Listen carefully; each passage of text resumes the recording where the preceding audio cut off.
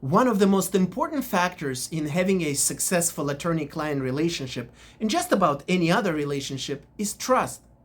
Not establishing basic trust with your attorney will make the whole process of working with that attorney much more difficult and stressful. You will be doubting that lawyer's work, their knowledge, and their advice to you.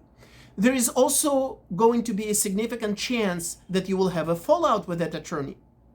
And then you will have to look for new representation, which is almost always difficult and a pain. Here are 3 simple things that you can do to increase the likelihood of establishing a trusting relationship with your attorney. Number 1, ideally, you want to find an attorney for your case through word of mouth, just like for anything else. When your trusted friend, colleague, or a relative highly recommend an attorney based on their personal experience working with them, this alone should give you a lot of confidence that that lawyer is probably someone good to work with. It's much better than relying on fancy websites, billboards, or even online reviews, many of which are known to be fake.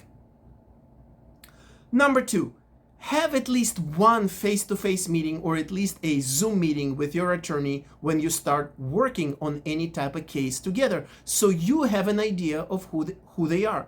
I myself had no idea until just a couple of years ago how many people not only never get to see their lawyer, but they never even get to talk to them on the phone, not even once. Everything is done through a secretary or a paralegal or some other support staff from the very beginning of their case. How can you rely on someone's work if you don't even know who they are? Lawyers, of course, don't like when their clients call them every day, and for a good reason, and that's understandable. But it's not too much to ask to talk to your lawyer directly in the beginning of the representation process, and also when making any important decision about your case, such as amending your lawsuit, making a settlement offer, responding to a settlement offer, going or not going to mediation, etc. It's also possible that during your initial interaction with a lawyer, you will really dislike him for all kinds of possible reasons. Maybe he's arrogant or too impatient with you. Maybe he doesn't really know the relevant law well enough to work on your case. Maybe you simply don't like his personality. Why should you be working on a case with someone for many months who you don't even like as a person? You probably shouldn't. And lastly, number 3, ask your lawyer why questions. Ask him to explain things to you. Why do I have a case?